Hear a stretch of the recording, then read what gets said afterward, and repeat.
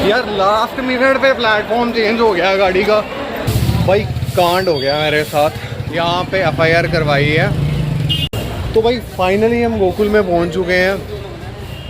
एक नई सुबह वृंदावन में, और बहुत ही खूबसूरत सुबह, और चिलचिलाती धूप थोड़ी सी आंखों के ऊपर पड़ रही है, मुंह के ऊपर। और आज क्या है, आज इसलिए मैं धूप में लग रहा हूँ क्योंकि मैं इतनी जल्दी नहीं उठा। कल क्यों नहीं जल्दी उठा, क्योंकि कल मैं रात को 2:30 बजे पहुँचा हूँ, तो आज मैं सोना था और आज इतना मेरे को था भी नहीं। रात को शायद वापस जाऊँ, और जाऊँगा तो लेट जाऊँगा, इसलिए मैं आराम से उठा हूँ। आइए देखते हैं क्या करते हैं आज, कहाँ कहाँ जा सकते हैं, क्या क्या एक्सप्लोर करते हैं। श्री जी ने चाहा तो कुछ अच्छा ही होगा, अच्छा ही दिखेगा। बोलो राधे राधे। तो चल पड़े हैं अभी, भैया के साथ बैठे हैं। भैया जी क्या नाम है आपका? मायावती। आपका नाम क्या है? कपिल। कपिल नाम है भैया का, ठीक है। हाँ, तो हम चल रहे हैं अभी बांके बिहारी मंदिर की तरफ, और राधा वल्लभ जी के पास। अब देखते हैं हमें पहले राधा वल्लभ जी बुलाते हैं या बांके बिहारी जी बुलाते हैं, वो तो चल के ही पता चलेगा। अब पता नहीं किसका आशीर्वाद हमें पहले मिलेगा, लेकिन मन तो ये है कि आशीर्वाद सबका मिले। अब वृंदावन धाम में आए हैं तो आशीर्वाद ना मिले तो क्या फायदा। बोलो राधे राधे। भाई मैं सोच नहीं सकता था, मैं थोड़ा सा भैया ने रोका तो मैं कंफ्यूज हो गया कि कहाँ ले रहे हैं, यहाँ तो जगह ही नहीं है। देखो अब ऑटो कहाँ से निकलेगा।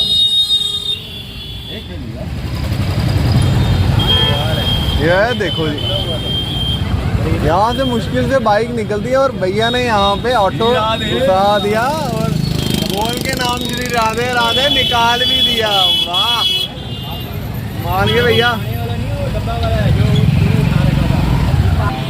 वाह, किस्मत अच्छी थी, निकल गए। भाई साहब लगे थे पुलिस वाले बैरिकेड करने। ई रिक्शा को तो अलाउ है, ई रिक्शा को अलाउ है, बाकियों को नहीं है। बाकी कहाँ है? 4 व्हीलर पार्किंग है ना। अच्छा, तो अंदर नहीं जा सकते 4 व्हीलर? अंदर वृंदावन में जा ही नहीं सकते। अरे ये मंदिर बंद होने के बाद। अच्छा, ऐसे नहीं, ऐसे नहीं। ये एक नई बात पता चली है। 1 बजे मंदिर बंद हो जाता है, पार्किंग चालू हो जाती है। ये भाई एक नई बात पता चली है। अगर कोई भी ट्रैफिक हो जाता है ना। हाँ, ट्रैफिक हो जाता है, ट्रैफिक हो जाता है, बिल्कुल। कोई भी अब वृंदावन आ रहा ना अगर अपनी गाड़ी लेके, हाँ, तो इस बात का याद रखना, खड़ी करनी पड़ेगी गाड़ी आपको। इस बात का याद रखना कि आपको वृंदावन धाम में तो आपको एंट्री तो मिलेगी, लेकिन आपकी गाड़ी को एंट्री नहीं मिलेगी। आपकी गाड़ी को पार्किंग में रखना है, जो कि यहाँ से शायद 3-4 किलोमीटर नहीं 1 किलोमीटर पीछे है। और वहाँ से आप ई रिक्शा लो। ई रिक्शा आपको आपकी जगह तक, हर मंदिर तक जहाँ आप जाना चाहते हो, बांके बिहारी के पास जाना चाहते हो, राधा वल्लभ जी जाना चाहते हो, प्रेम मंदिर जाना चाहते हो, या राधा रमन जी के पास जाना चाहते हो, ई रिक्शा आपको आराम से पहुंचा देगा आपकी सुविधा के लिए। और जहाँ तक मैंने देखा, रात को 2 बजे जब मैं आया हूँ कल, तभी भी मुझे यहाँ पे रिक्शा मिला। फैसिलिटीज बहुत बेहतर हो चुकी हैं, घबराना नहीं है, आराम से आओ। सिर्फ एक ही बात बोलनी है, राधे राधे, जय श्री राधे, जय श्री राधे।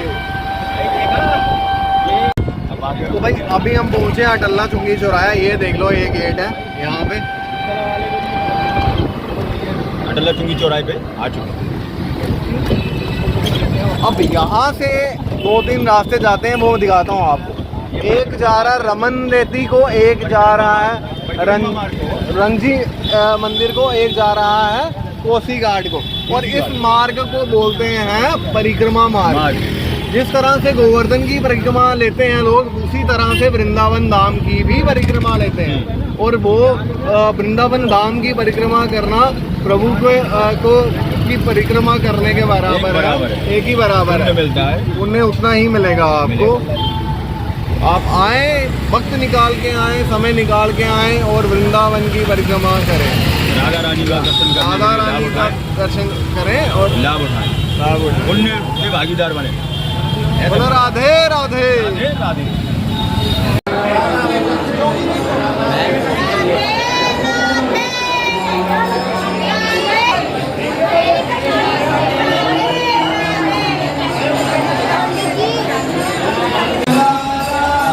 जय श्री राधे।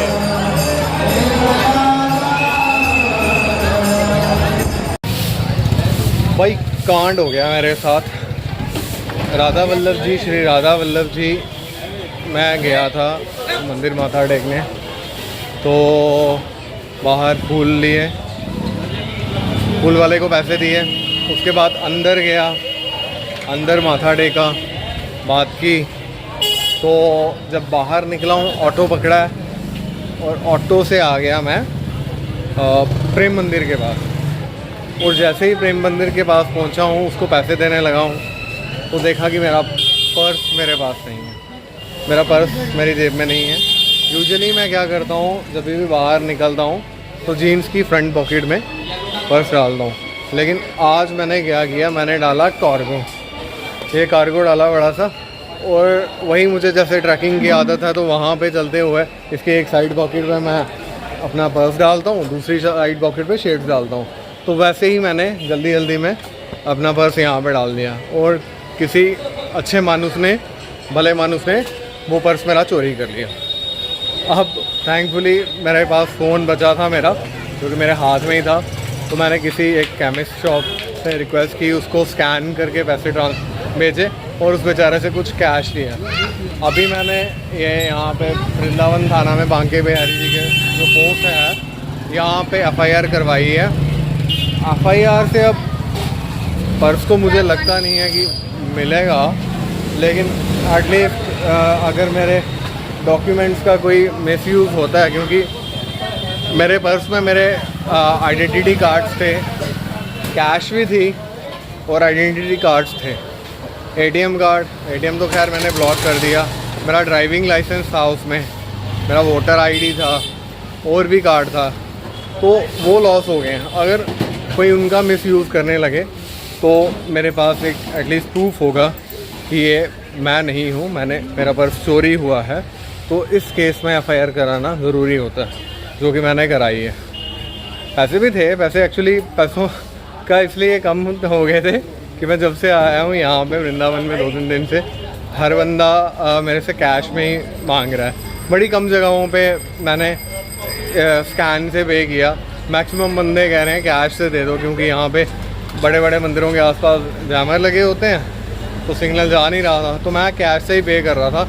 उस वजह से मेरे वॉलेट में हार्डली कोई 2,500-3 हज़ार रुपये ही बचा होगा, बाकी मैं यूज़ कर चुका था। लेकिन बात वही है कि डॉक्यूमेंट्स तो मेरे उसी में थे ना सारे। अब डॉक्यूमेंट्स चले गए, उनको फिर से चाहिए, तो उसके लिए मेरे को अप्लाई करना होगा, तो उसके लॉस के लिए एफआईआर चाहिए, तो इसलिए सेफ साइड के लिए एफआईआर करा के आया हूँ। होता है कोई कोई दिन ख़राब भी होता है, कुछ ऐसे एक्सपीरियंसेस जो आप नहीं करना चाहते आपके साथ हो जाते हैं, क्या कर सकते हैं, it's a part of life.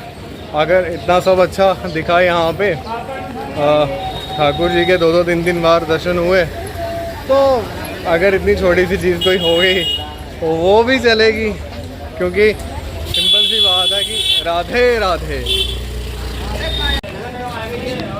Shri Banke Bihari ji मंदिर के ना एक साइड में ना एक मार्केट है, ये देखो, ये पूरी मार्केट कसम से सारी चीज़ें ना बड़ी जेन्युइन रेट पे है। मालाओं के रेट मस्त है, हर चीज़ का रेट जेन्युइन है। क्योंकि आप लोकल आओ ना यहाँ पे, लोकल रेडी वगैरह वालों से मत लेना, वो 10 रुपये की चीज़ के 60 रुपये बोलते हैं। वही चीज़ जो 60 रुपये में देंगे वो यहाँ 10 रुपये में मिल जाएगी।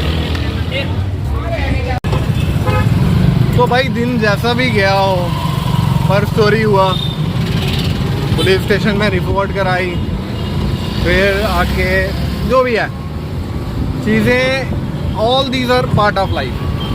नुकसान भी होते हैं, फ़ायदे भी होते हैं, खुशियाँ भी होती हैं, गम भी होते हैं। This is all about life. Life में ऐसा नहीं है कि आपको हर टाइम एंजॉय ही होगा, कुछ ना कुछ तो ऊपर नीचे होगा भाई। अब जैसे 3 दिन से पिछले दर्शन कर रहा हूँ श्री जी के, हर मंदिर में घूम लिया, हर जगह एंजॉय करा, मतलब इतने बढ़िया से दर्शन हुए।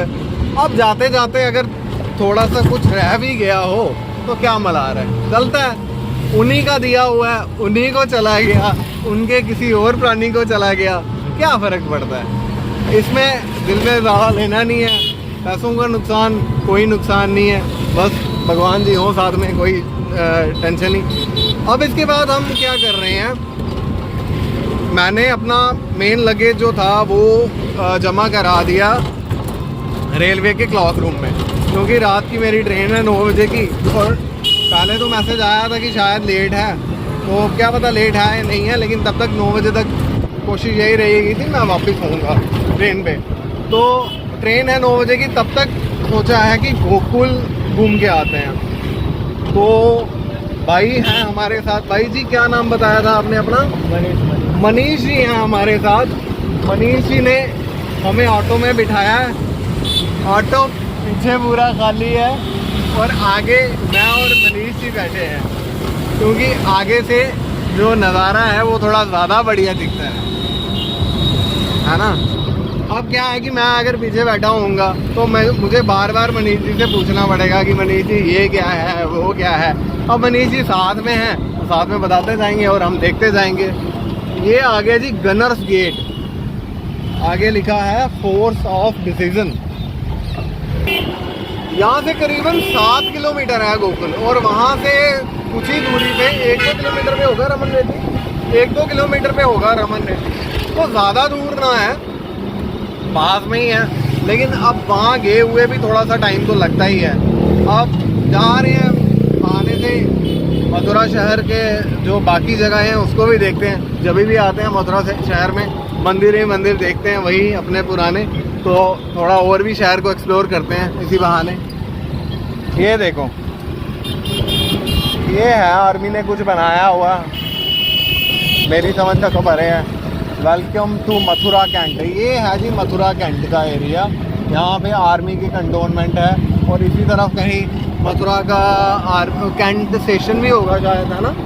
कैंट का स्टेशन भी, मथुरा कैंट जो है स्टेशन, वो भी इसी तरफ ही है।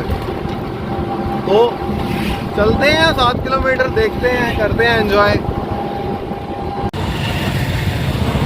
तो अब पहुँचे हैं हम यमुना के ब्रिज के ऊपर। ये वही यमुना है जहाँ पे वासुदेव जी जन्मभूमि से श्री कृष्ण जी को सर पे उठा के गोकुल की तरफ आए थे। शायद देख पा रहे हो आप। आज इस यमुना के ऊपर बहुत बड़े नहीं, हाँ बड़े 2 ब्रिज बने हुए हैं, एक आने के लिए और एक जाने के लिए। और यमुना अभी भी अपने बहाव में है अच्छे से। ये ऊपर इसके पता नहीं डैम है क्या है, मैं तो नहीं जानता। और हमारे भाई जी कह रहे थे कि इसके ऊपर 2-4 रुपये अगर टूटे होंगे तो वो डाल देना हमारे पुरानी मान्यताओं के हिसाब से। तो मैं भी क्या करता हूँ कि डाल तो दूँ, लेकिन यहाँ पे वो है, ऊपर से फेंकता हूँ। ऊपर फेंका, लेकिन वो यमुना जी में नहीं गया। वो यमुना जी में जाने के बजाय ये जो ऊपर लोहे का है इसके ऊपर चला गया। चलो, जैसा श्री कृष्ण चाहते होंगे वैसा ही होगा, हम कौन होते हैं कुछ करने वाले। तो ये है जी यमुना जी। अब गोकुल नगरी जो है वो बिल्कुल पास में ही रह गई है, वहाँ पहुँच के मिलते हैं आपसे। तो भाई फाइनली हम गोकुल में पहुँच चुके हैं। तो गोकुल में अभी जा रहे हैं, ये भोला जी हमारे साथ हैं, हमें गाइड करेंगे, बताएंगे कहाँ पे क्या है क्या नहीं। तो आओ चलते हैं, आओ भोला जी देख लो। हमारा वीडियो नहीं बनाना है।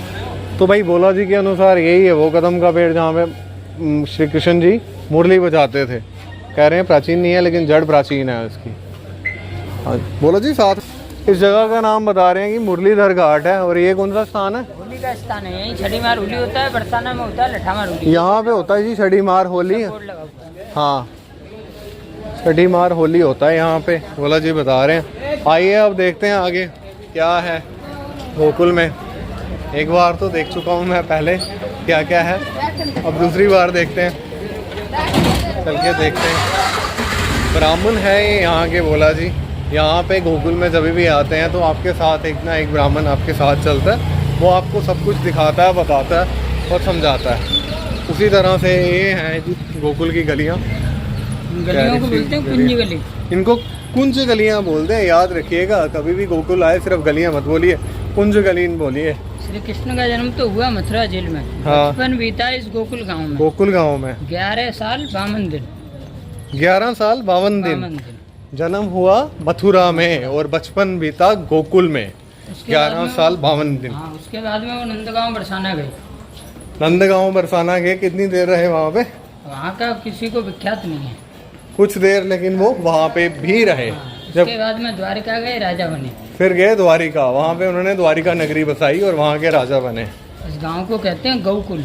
गोकुल बोलते हैं शायद, गौएं बहुत गोकुल। होती होंगी यहाँ पे। गायों का कुल बोलते हैं, गायों का कुल, वही इसीलिए बोलते हैं इसको गोकुल।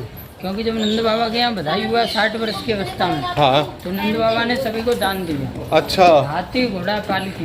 हाँ। जय कन्हैया। लाल की, हाथी दिए, घोड़े दिए, अच्छा। बड़े बूढ़ों को दी पालकी, अच्छा, और 9 लाख गाय प्रभु ने दान में दी।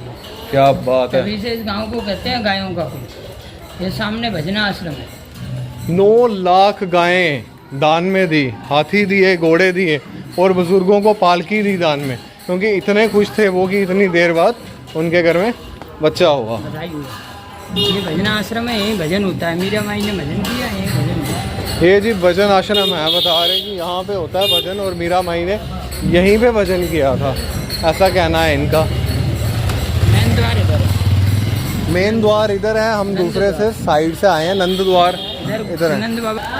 तो जो गोकुल का असल एंट्रेंस है ना, वो यहाँ पे है, नंद द्वार। नंद द्वार ये है, यहाँ पे भी मंदिर तो आपको हर जगह दिखेंगे। ये नंद द्वार है, यहाँ से हम आ रहे हैं। और नंद द्वार आने के बाद ही सामने आती है गौशाला, श्री गोपाल गौशाला। कहा जाता है कि पहले इस गौशाला में बहुत ज़्यादा गायें थी, अभी भी हैं लेकिन उतनी ना है।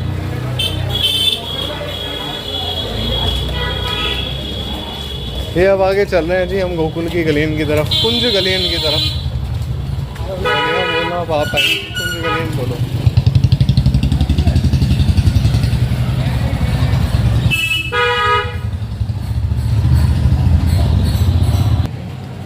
अभी पहुंचे हम दर्शनेश्वर महादेव के पास। ये देखिए, गोकुल में आते ही यहाँ पे आपको मंदिर दिखेगा दर्शनेश्वर महादेव का। जब महादेव आए थे भगवान श्री कृष्ण के दर्शन करने, तो यशोदा माँ ने उनको आगे आने नहीं दिया था, तो उन्होंने इस जगह पे बैठ के इंतज़ार किया था। तो यहाँ पे इस जगह का नाम पड़ा दर्शनेश्वर महादेव। ये है जी दर्शनेश्वर महादेव का स्थान, ऊपर लिखा हुआ है श्री दर्शनेश्वर महादेव।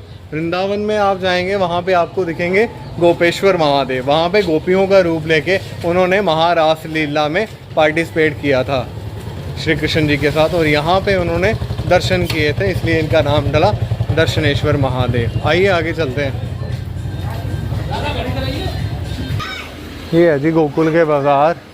वृंदावन और मथुरा की तरह पूरे ब्रज में इसी तरह के आपको बाज़ार मिलेंगे, छोटे छोटे सजे हुए और प्रभु के आभूषणों से, प्रभु की पोशाकों से सजे हुए हैं। प्रभु की आकृतियाँ यहाँ पे आपको मिलेंगी। पूरा ब्रज जितना भी है, ब्रज के जितने भी तीर्थ स्थान हैं, वहाँ पे आपको इस तरह के बाज़ार मिलना बड़ी ही कॉमन बात है। ये गोकुल का एक मेन चौक है, पहले भी आया हूँ यहाँ पे। यहाँ से ही 2-3 रास्ते जाते हैं मंदिरों को। हाँ, नंद चौक। नंद, इस चौक का नाम है नंद चौक। इस चौक को बोलते हैं नंद चौक, और यहीं पे जन्माष्टमी का प्रोग्राम जो है वो मनाया जाता है। यहाँ पे ऊपर अगर आप देख रहे हो तो यहाँ पे दही हांडी का प्रोग्राम होता है।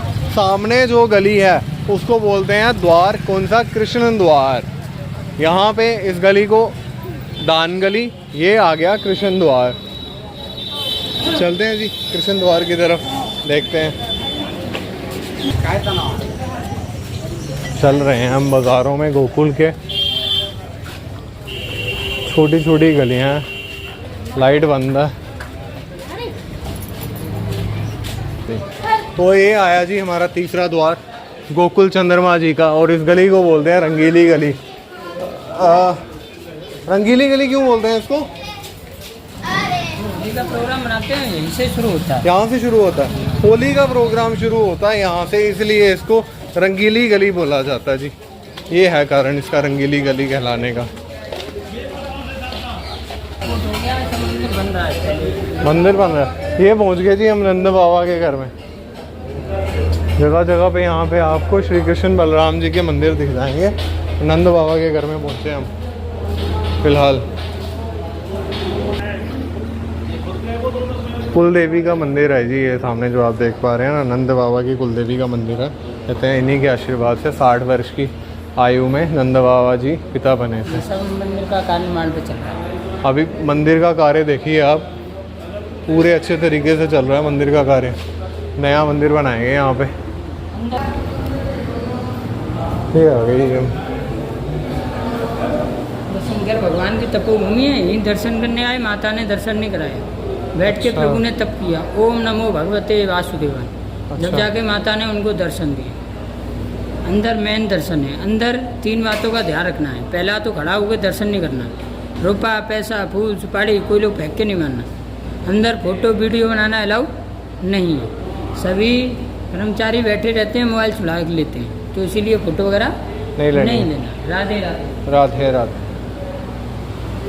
मोबाइल बंद करने के लिए कहा गया। हम भी लोकल मान्यताओं की इज्जत करते हैं और मोबाइल बंद कर देते हैं। जैसा भाई ने कहा वैसा कर लेंगे। ये छठी पूजा है। छठी पूजा होता है भैया, छठी पूजा का 6 साल का होता है। 6 दिन का 6 दिन का छठी पूजा होता है। नंद यशोदा को कहते हैं जगत माता पिता। नंद यशोदा थे बुढ़ी अवस्था के कारण उन्होंने तीर्थ नहीं किया, तो कृष्ण और बलराम ने माता पिता कल्याण के लिए 4 धामों को 84 कोष को इसी घर से धारण किया, अपने माता पिता को 4 धाम यात्रा का फल दिया। आज क्या चल रहा है कलयुग। इस कलयुग में कोई बेटा बेटी श्रवण मान नहीं, अपने माता पिता को कांधे पे डाल के तीर्थ करा सके। आज भी मान्यता बोले कोई बेटा या बेटी किसी भी समस्या से, किसी भी दिक्कत से अपने माता पिता को तीर्थ नहीं करा पाता, वो गोकुल में आए यात्रा करें, उनका नाम ले, तो उनके माता पिता को 4 धाम यात्रा का फल मिले। ये जी छठी क्या बोला? छठी पूजा। छठी पूजा है। जब बच्चा 6 दिन का होता है तो यहाँ पे उसे पूजा की जाती है। यहाँ पे देखो आप, तो इन्होंने बताया मुझे कि जब आजकल टाइम में बच्चों के पास टाइम नहीं है माता पिता को तीर्थ कराने का, तो जो बच्चा यहाँ पे आए और माता पिता का नाम ले, उनको यहाँ का तीर्थ का फल देने की बात करे, तो उसका 4 धाम की यात्रा का फल उसके माता पिता को अवश्य मिलता है। तो भाई पहले मंदिर से हम आ चुके हैं, वो था नंद बाबा का घर। नंद बाबा के घर से होके आगे वहाँ पे था सोने का झूला, जिसमें थे श्री कृष्ण जी बाल रूप में। अभी हम जा रहे हैं दूसरे मंदिर में, जो है श्री बलराम जी का मंदिर, और भाई साहब कह रहे हैं प्राचीन मंदिर यही है, और मैं यहाँ पर आया हुआ हूँ। हाँ, यहाँ पर मैं आया हुआ हूँ। बलराम जी का जन्म स्थान। ये है प्राचीन मूर्ति है, किसी ने बनाई नहीं, डिजाइन नहीं। बलराम जी का जन्म स्थान 2800 वर्ष पुरानी मूर्तियाँ ऊपर लिखा हुआ है। कहा कि किसी ने बनाई नहीं है, ये पहले की ऐसी ही है। जाओ दर्शन करें। तो ये है जी सामने बलराम जी का मंदिर, जोड़े का दर्शन है बलराम जी। हाँ, ज़मीन से ना कितनी देर पहले निकली थी ये? 2800 वर्ष पहले निकली थी। भाई जी बता रहे हैं हमें कि ज़मीन से निकली मूर्ति है, ये किसी ने खुद नहीं बनाई है। ये प्राचीन मंदिर है गोकुल का, 2800 वर्ष पुरानी मूर्ति है। झंडे वाले दाऊ जी हैं, यहाँ पर झंडे चढ़ते हैं, ये याद रखिए। अब आते ये 2-3 दुकानें हैं यहाँ पे साइड में, अगर आपको कुछ लेना हो तो आप यहाँ से भी ले सकते हैं। ये है मंदिर।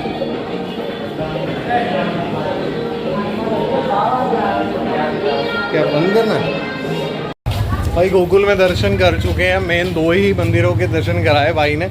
भाई का कहना है कि मेन मंदिर जो है प्राचीन वो 2 ही हैं। एक नंद बाबा का घर जिसमें सोने का झूला लगा हुआ है और श्री कृष्ण जी उसमें झूल रहे हैं, और दूसरा बलराम जी का घर, तो बलराम जी का मंदिर जिसमें 2800 साल पुरानी मूर्तियाँ हैं। तो मैंने जब बोला कि जोग माया का मंदिर है यहाँ, बाकी वो कहते हैं ऐसे तो घर घर में मंदिर है, ये गोकुल है, मंदिर तो होंगे ही होंगे। जैसे वृंदावन में ऑफिशियली 5500 मंदिर है, तो यहाँ कौन सी मंदिरों की कमी होगी। प्राचीन मंदिर इनके अनुसार यहाँ पे 2 ही हैं। श्री कृष्ण जी का जन्म हुआ था मथुरा में और उनको लाया गया था यहाँ गोकुल में। वहीं बलराम जी का जन्म जो है वो गोकुल में ही हुआ था, और उनका लालन पोषण दोनों भाइयों का एक साथ इन्हीं गलियों में हुआ था, इन्हीं कुंज गलियन में। तो भाई गोकुल में पूरा कवर कर चुके हैं। यहाँ पे जगह को बोल रहे हैं पोतरा कुंड है, कहते हैं कि यहाँ पे भी यशोदा मैया ने पोतरियाँ धोई थी कृष्ण जी की। ये देखो यहाँ पे कुंड है, तालाब सा है। राम राम जी। बोला राधे राधे राधे राधे। गोकुल हमने सारा घूम लिया। गोकुल की बात करें तो विष्णु पुराना और भगवता पुराना के अनुसार अगर बात करें तो गोकुल किसी पर्टिकुलर जगह को नहीं कहते। भगवत पुराना और विष्णु पुराना की बात करें तो उसके अनुसार गोकुल उस जगह का नाम था जहाँ पे गायें चराई जाती थी, या ऐसी जगह यहाँ पर गायों का एक तरह से कैंप था, उस जगह को रेफ़र किया गया विष्णु पुराना और क्या कहते हैं उसको, भगवत पुराना में। लेकिन प्री 16th सेंचुरी में बात करें तो तख्त महाबना और गोकुल जो है वो दोनों एक ही माने जाते थे। हालांकि 16th सेंचुरी के बाद इन दोनों की लोकेशंस को अलग अलग देखा जाने लगा, लेकिन वही चीज़ है कि इतनी पुरानी चीज़ें हैं तो उनमें डाइल्यूशन थोड़ा सा तो रहता ही है। हम 100% कह नहीं सकते कि वही जगह है, वैसा है, कैसा है। हाँ, लेकिन कुछ ना कुछ तो होगा, कुछ ना कुछ तो प्राचीन जो चल रहा है हमें उसे कहीं ना कहीं तो मानना ही पड़ेगा। हमारी आस्था जो है उसी के साथ तो ये चीज़ें जुड़ी हुई हैं, तो उसी को लेके हम जा रहे हैं और उन्हीं को लेके हम याद कर रहे हैं प्रभु श्री कृष्ण जी को और बोल रहे हैं राधे राधे। भाई गोकुल से बाहर आ चुके हैं, अब हम चल रहे हैं रमन रेती की तरफ। रमन रेती एक ऐसी जगह है जहाँ पर माना जाता है कि श्री कृष्ण जी बलराम जी के साथ खेले थे। वहीं नीचे जमुना का तट और ऊपर था एक जगह जहाँ पर बलराम जी और श्री कृष्ण जी खेलते थे और उसी रेत में लोटपोट होते थे। आज उसी जगह को रमन रेती कहा जाता है और वहाँ पे जो वहाँ की रज है, वहाँ की रेती है, उसमें लोग उसी तरह से लोटपोट होते हैं और खेलने की कोशिश करते हैं और फिर यमुना में जाके नहाते हैं। उसी रमन रेती को देखने हम जा रहे हैं, आइए देखते हैं। तो भाई इस ट्रिप के मेरे लास्ट पॉइंट पे मैं पहुंच चुका हूं, जिसका नाम है रमन रेती। गोकुल और गोकुल से 3.5 किलोमीटर दूर है रमन रेती। ब्रज में इसका एक खास महत्व है क्योंकि कहा जाता है कि श्री कृष्ण जी ने अपने बाल रूप में बलराम जी के साथ इसी रमन रेती में खेला था और इसी रमन रेती में लोटपोट हुए थे। तो आइए चलते हैं हम रमन रेती में। अंधेरा हो चुका है ऑब्वियसली। आज भी जैसे वॉलेट नहीं हो गया, चोरी हो गया था, तो उसके वजह से काफ़ी मेरा टाइम वेस्ट हो गया। नहीं तो मैं शायद यहाँ पे बहुत जल्दी पहुँचता। मेरा मन था कि मैं ज़्यादा से ज़्यादा टाइम यहाँ पे स्पेंड करूँ, लेकिन जैसे कि देख रहे हो आप, क्या कर सकते हैं। फ्लैश ऑन करके बनाने की कोशिश करता हूँ, शायद दिखे, लेकिन दिक्कत ये आएगी कि फ्लैश में वाइड एंगल लेंस काम नहीं आएगा, मेन एंगल से शूट करना पड़ेगा और मेरा चेहरा आपको इतना बड़ा दिखेगा। बाकी छोड़ो, ये देखो पहले हाथी आया है जी, हाथी मेरा साथी। देख लो बेटा।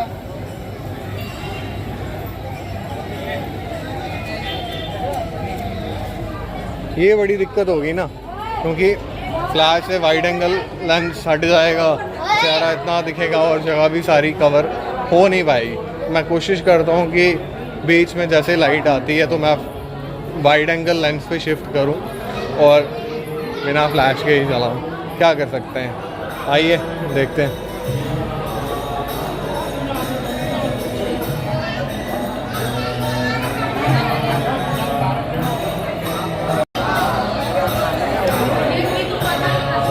ये है जी रमन रेती का आश्रम।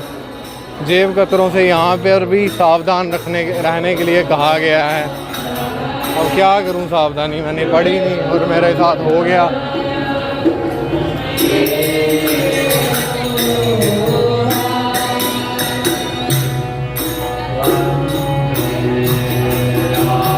तमाम ऋषियों की समाधि हैं यहाँ पे।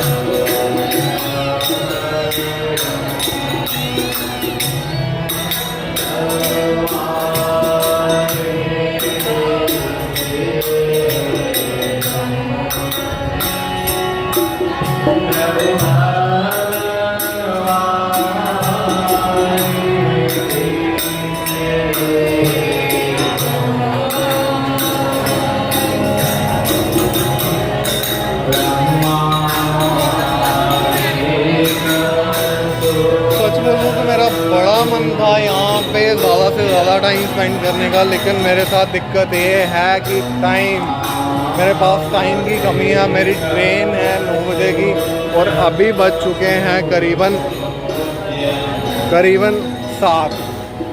7 बज रहे हैं और मेरी 9 बजे की ट्रेन है, इसलिए मैं ज़्यादा देर तो नहीं रुक सकता। ये देखो यहाँ पे ना डिफरेंट झांकियाँ बनाई हुई हैं, वो दिखाने की कोशिश कर।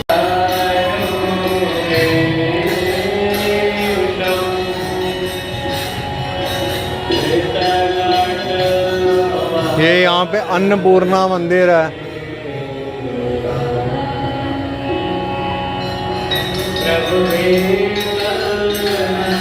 प्रभु को गोवर्धन पर्वत उठाते दिखा रहे हैं और यहाँ पे अलग अलग ऋषियों की कुटियाएँ हैं।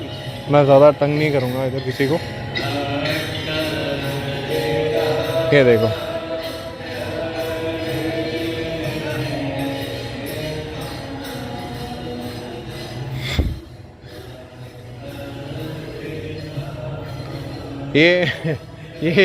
ये वस्त्र चुराने का वो है, सीन है।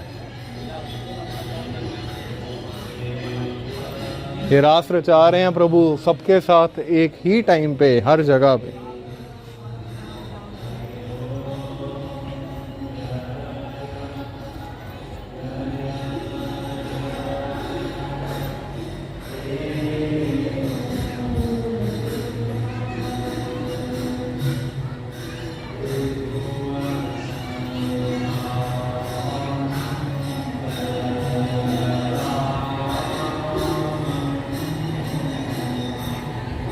ये चीज़ बड़ी कम देखी जाती है, बड़ी कम मंदिरों में दिखती है। ये उस वक्त की बात है जब ब्रह्मा जी स्वयं धरती पे आए थे प्रभु के दर्शन करने के लिए। उन्होंने प्रभु की परीक्षा लेना चाही और उसके बाद उन्हें प्रणाम किया।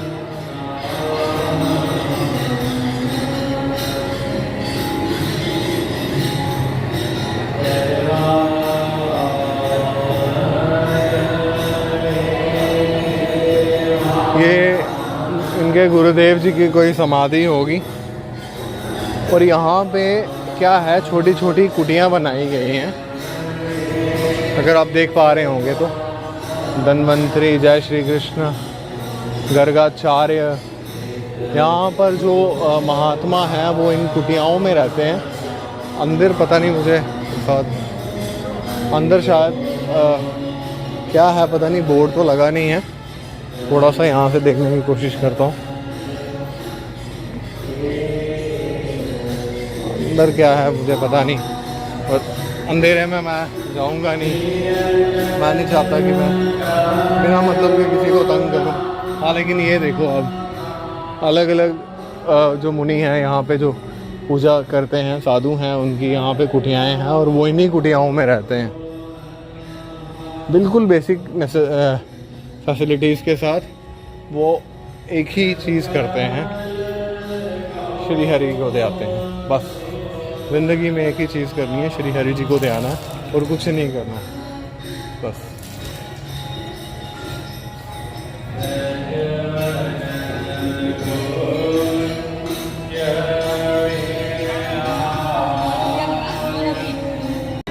तो आइए मेरे साथ आप भी नवग्रहों की परिक्रमा लीजिए और ग्रहों से प्रार्थना कीजिए कि वो आपकी ज़िंदगी में खुशहाली रखें और शांति बनाए रखें और आपको सद्मार्ग की ओर लेके जाएं।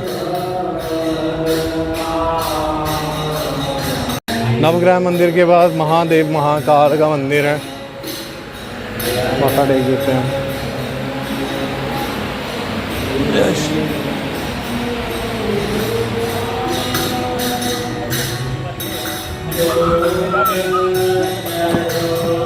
तो भाई इसी के साथ हमारा रन लेकिन ये चीज़ रह गई यार, ये चीज़ तो मैंने अभी देखी घंटी, पता नहीं अब मैं इसको बजा सकता हूँ या नहीं।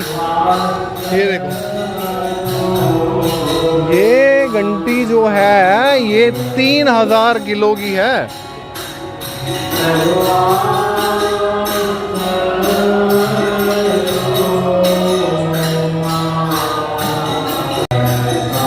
तो भाई ये है 3000 किलो की घंटी।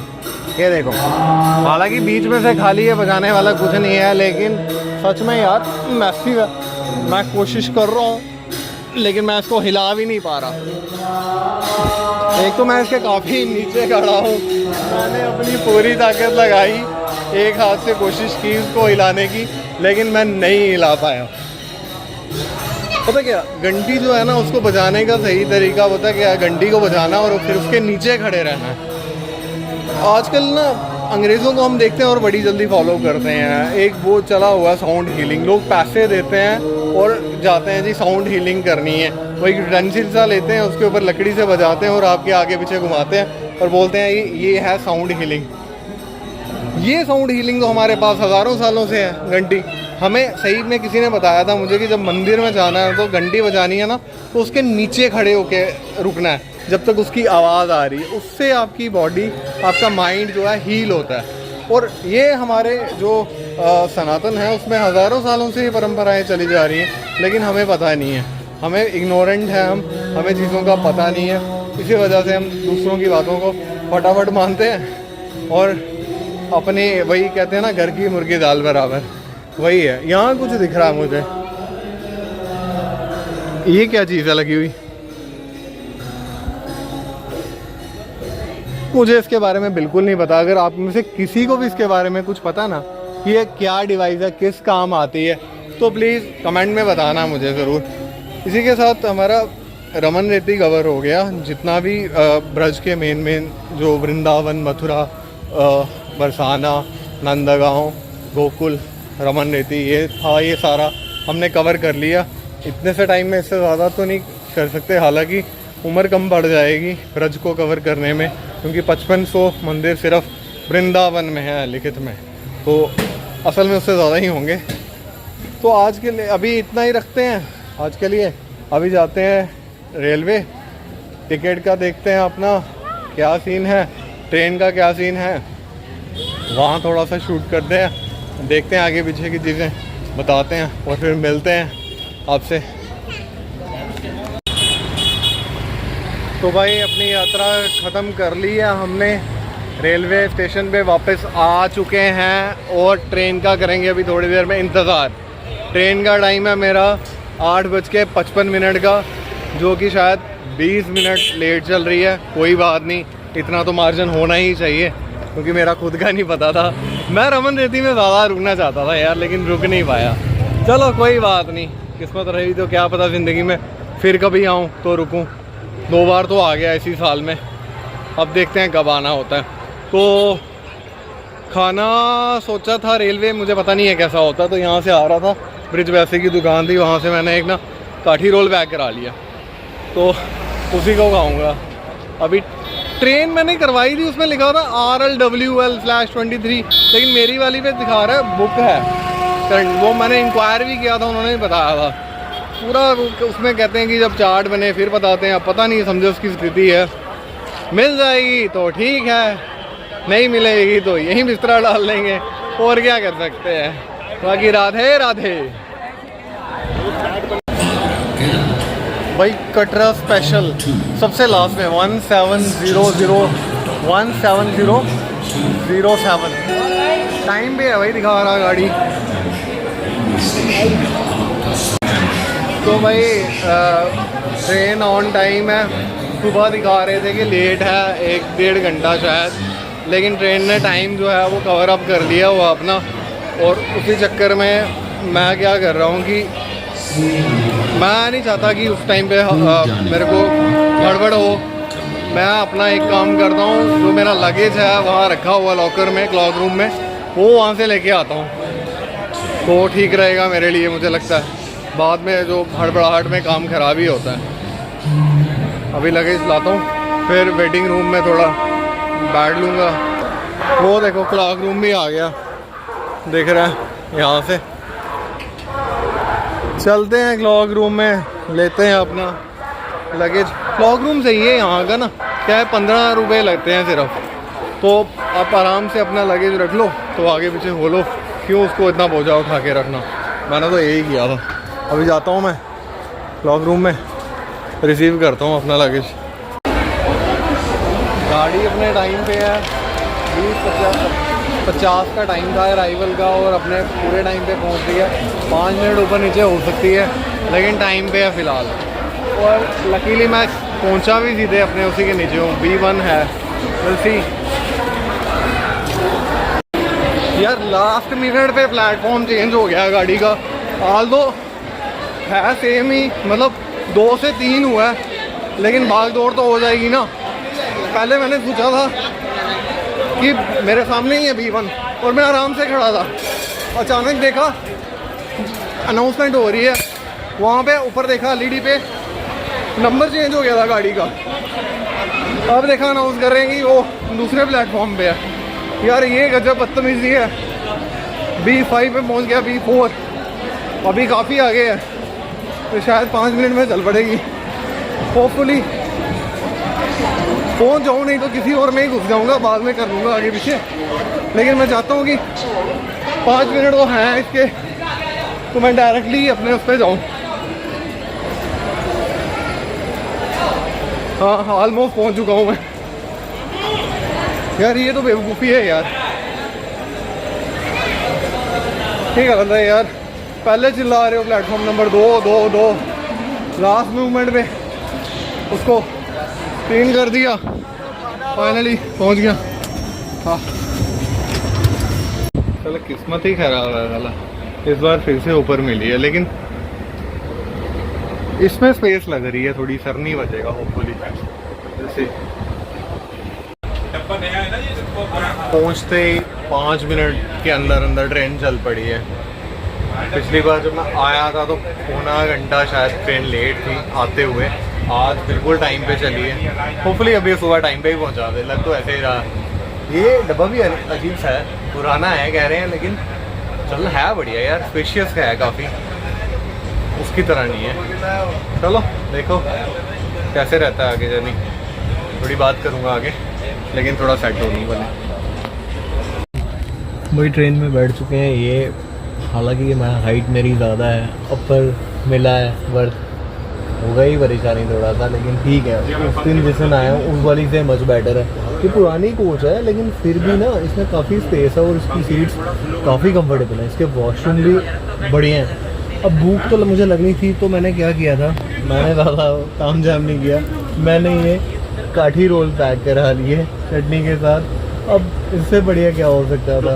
इसको ना बचपन में हम ना मम्मी बना के देती थी फुलके में ना रोल करके, हम इसको ना डोगरी में बोलते हैं कुकू। कुकू खा रहे हैं आज ही, घर में फ्री में कुकू मिलता था, उसमें घी और नमक लगा के आज पैसे देके कुकू खा रहे हैं मिलते हैं बाद में।